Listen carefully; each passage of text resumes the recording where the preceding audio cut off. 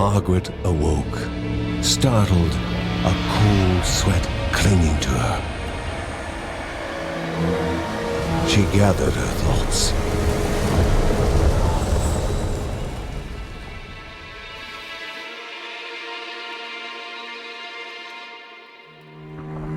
Aged wood creaked, echoing through the quiet rooms.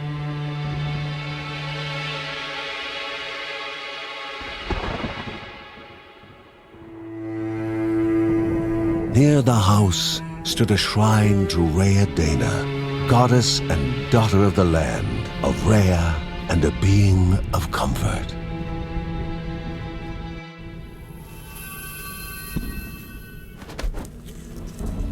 Margaret sought answers. But the goddess did not speak. There was only the faint whisper of something dark, something hungry.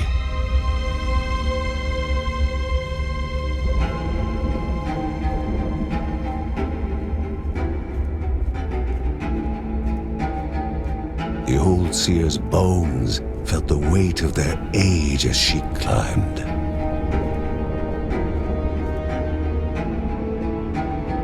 The only thought on her mind, has it begun again?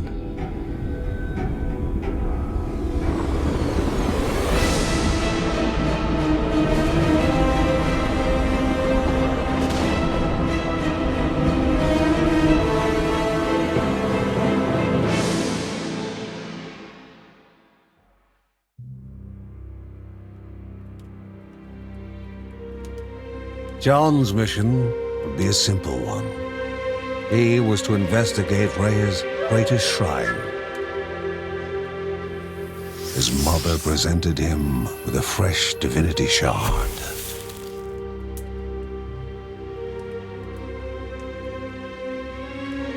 From his brother came a newly sharpened sword.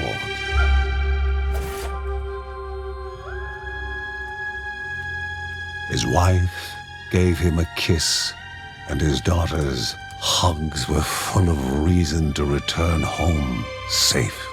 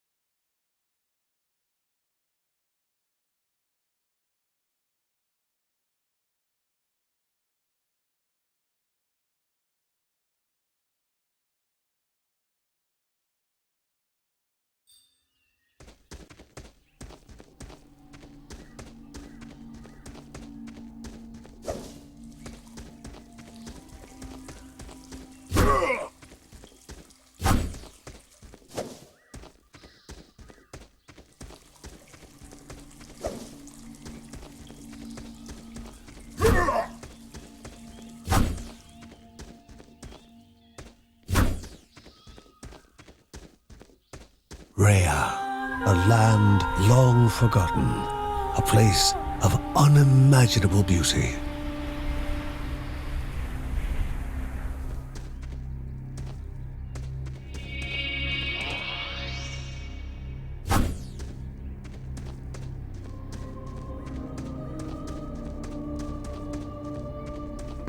It first appeared as sludge given life, slithering creatures, small and vile.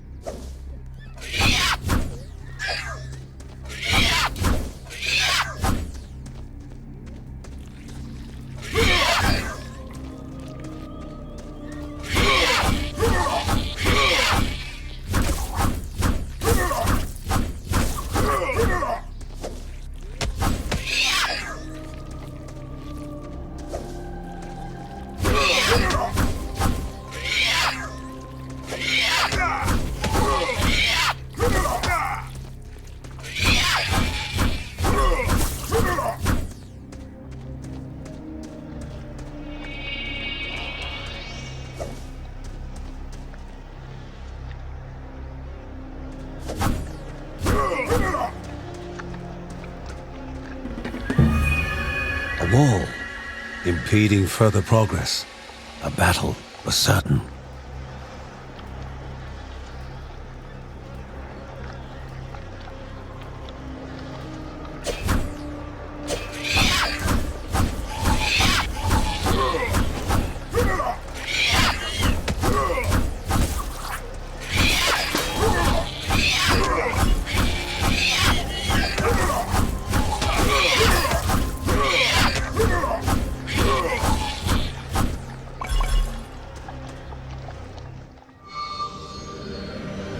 Banished by light itself, the corruption abated, leaving the shard cold in hand, dark, in need of life.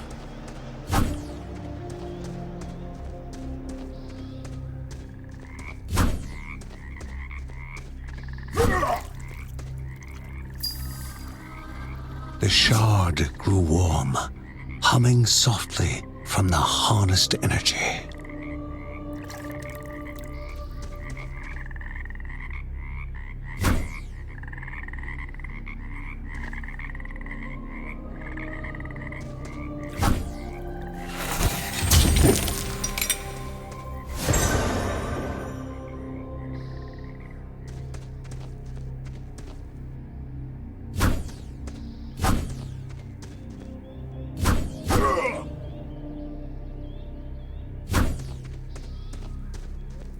Before him was now one more dangerous than those that came before.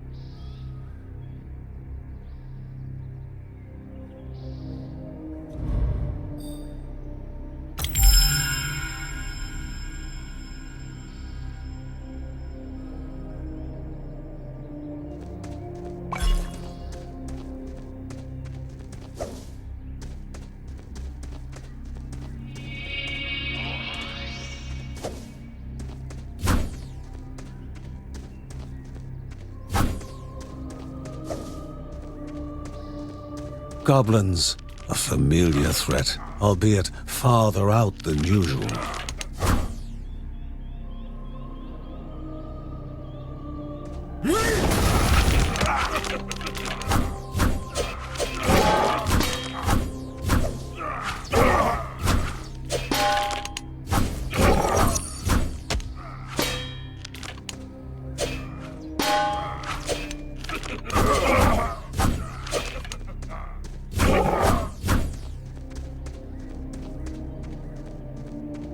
Magnificent, but dangerous. A land of love found and of love lost.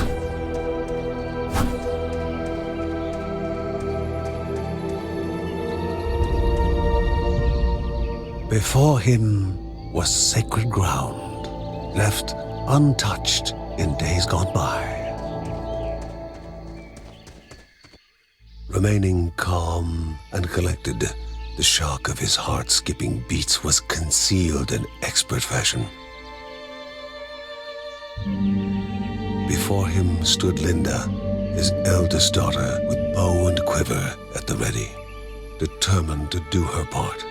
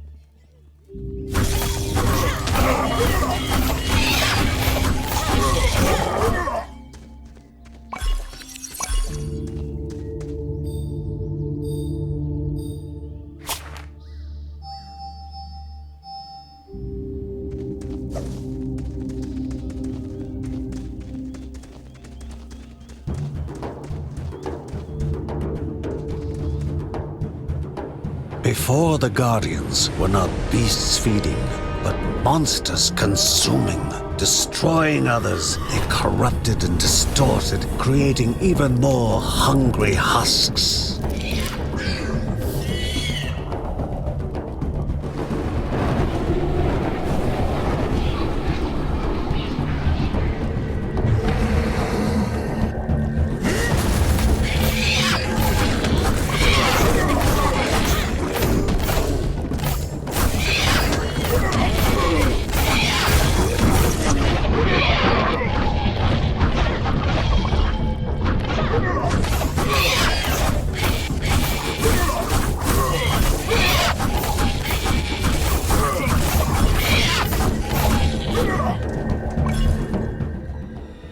Both father and daughter gathered their thoughts, their hearts heavier than before. How would they explain what they had witnessed?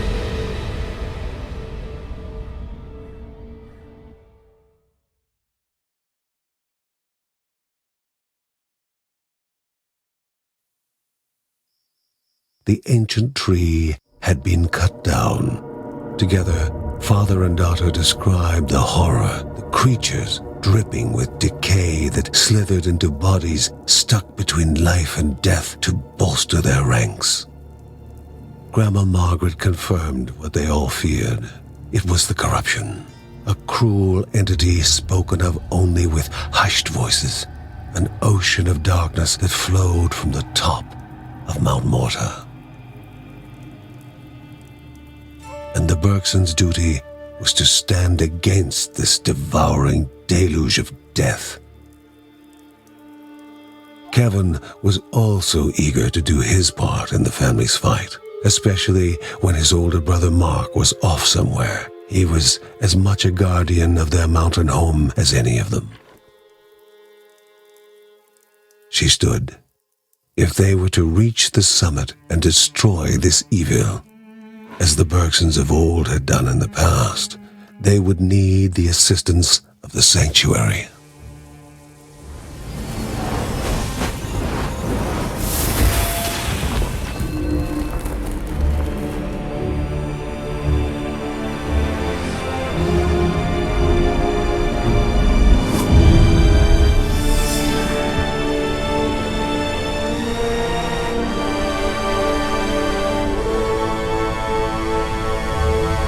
Given to the Bergsons by Rhea herself, the sanctuary was a gateway to the mysterious lands around the mountain. Margaret pointed to the huge crystal at the center of the den, revealing their next task: to activate it and open the way to the source of the corruption. And once Rhea's 3 spirits are gathered on the grounds, the only gate to the top of Mount Morta will open in this chamber. By himself, or with the assistance of those who loved him, John needed to gather the 3 spirits from their lands. Without them, he would not be able to stem the flow of the corruption.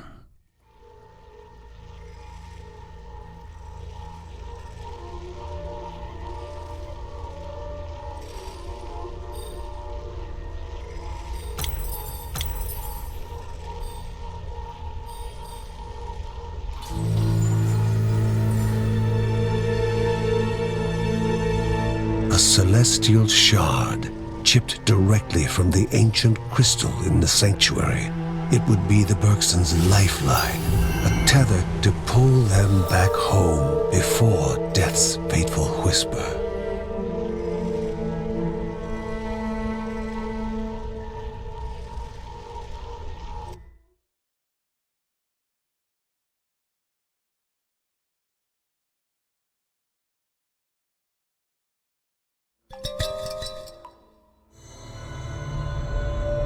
Filling the winding tunnels of the silk-covered caves, the acrid taste of poison lingered in the air. Spiders.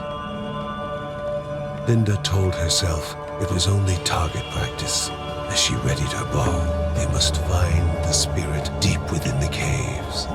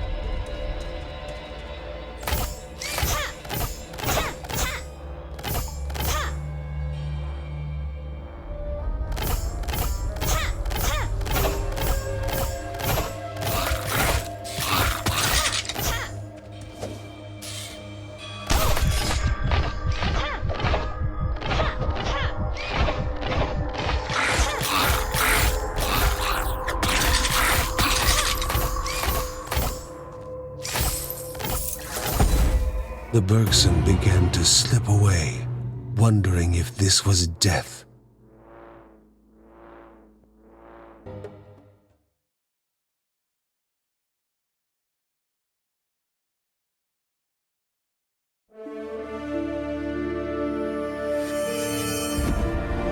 They gasped for air as the celestial shard brought them back, a sensation no hero could become accustomed to.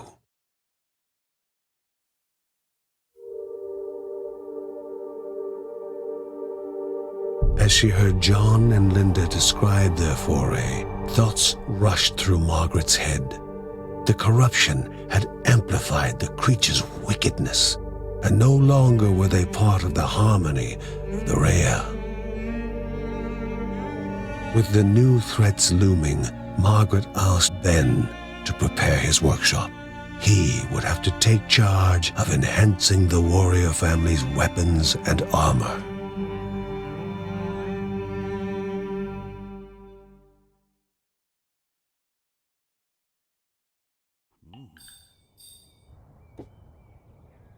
Uncle Ben reached out to the familiar warmth of the forge. If they were to reach the top of Mount Morta, their equipment would need to be of the highest quality.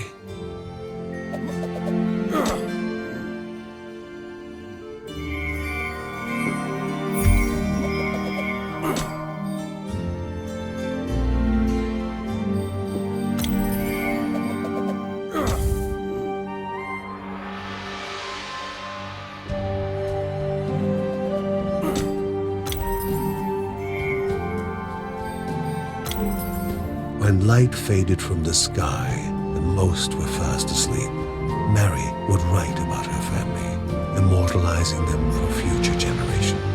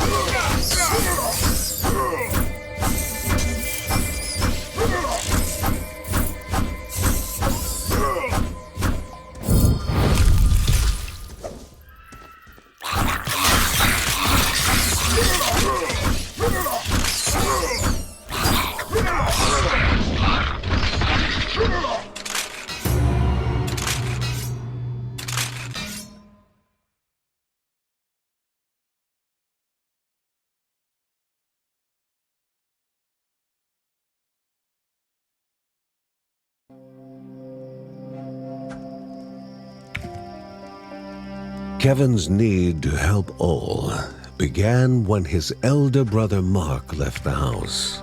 His brother was strong, making any near him feel safe. But he left Kevin.